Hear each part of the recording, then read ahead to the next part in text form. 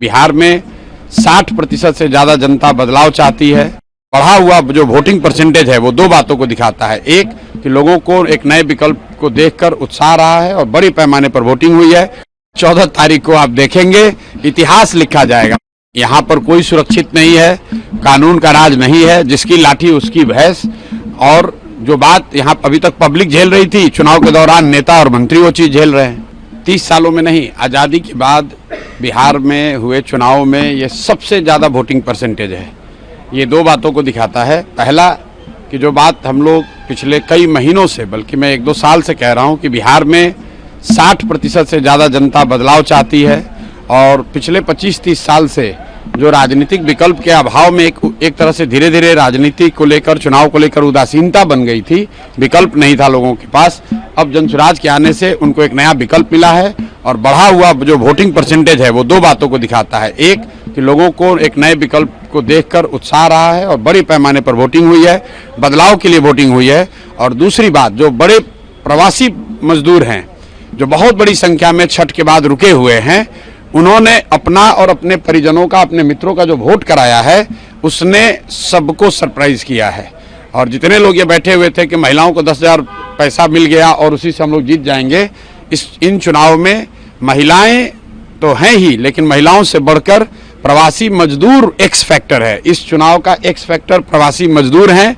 वो क्या कर रहे हैं, वो अपने दोस्तों, मित्रों, परिवार वालों से कैसे वोट करा रहे हैं, इसी से बिहार का चुनाव तय होगा। तो जनसुराज कितना कॉन्फिडेंट है अपनी जीत को लेकर के? कितनी सीट? जनसुराज बिल्कुल कॉन्फिडेंट है कि 14 तारीख को आप देखेंगे इतिहास लिखा जाएगा। बड़े बड़े पंडित कोई ये नहीं बता रहा था कि जनसुराज इस बार इतने बड़े पैमाने पर वोटिंग होगी। और ये आकलन लोग कर रहे हैं, 2 करोड़ 10 लाख से ज्यादा लोगों ने वोट करा है। कोई आकलन, कोई पत्रकार, कोई असेसमेंट करने वाला आदमी कितने लोगों से मिला होगा? कल लोग बैठे बैठे 10-15 लोगों से फोन करके अपना हवा बता रहे हैं कि किसने किसको वोट दिया। किसी को जानकारी नहीं है। जब 14 तारीख को काउंटिंग होगी तभी पता चलेगा कि 2 करोड़ से ज्यादा लोगों ने किसको वोट दिया है सबसे ज्यादा मात्रा में। जो हम लोग देख रहे हैं कि जो प्रवासी मजदूर है वो बदलाव चाहते हैं और बहुत एग्रेसिव होकर उन लोगों ने वोटिंग किया और कराया है। सर, बिहार के डिप्टी सीएम अपने ही प्रशासन पर धिक्कार रहे हैं, कह रहे धिक्कार है इसे प्रशासन पर, क्या कहेंगे? वोटिंग के समय उन्होंने अपने और अपने सरकार का चाल चरित्र, चेहरा, उस पर मुहर लगाई है कि यहाँ पर कोई सुरक्षित नहीं है, कानून का राज नहीं है, जिसकी लाठी उसकी भैंस।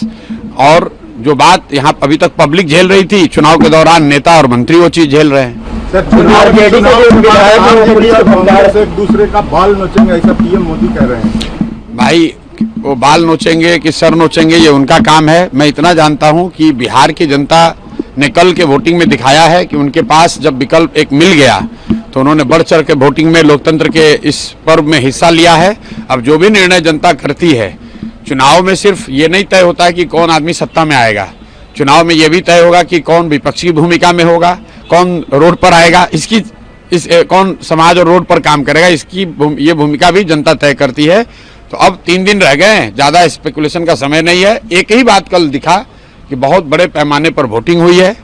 ये वोटिंग दिखाता है कि एकदम क्लोज कॉन्टेस्ट है, लड़ाई है, हर सीट पर, हर बूथ पे, हर गांव में लड़ाई है और लोगों के पास विकल्प है। जनसुराज की सबसे बड़ी सफलता यही है कि लोगों के पास एक विकल्प है।